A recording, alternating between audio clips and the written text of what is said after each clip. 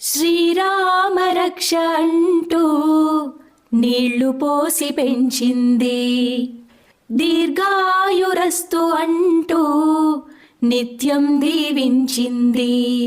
నూరేళ్ళు నూరేళ్ళు ఎదిగే బ్రతుకు అమ్మ చేతి నీళ్లతో, నడక నేర్చుకుంది బ్రతుకు అమ్మ చేతి వేళ్లతో. ఎవరు రాయగలరు అమ్మ అను మాట కన్న కమ్మని కావ్యం, ఎవరు పాడగలరు అమ్మ అనురాగం కన్న తీయని రాగం.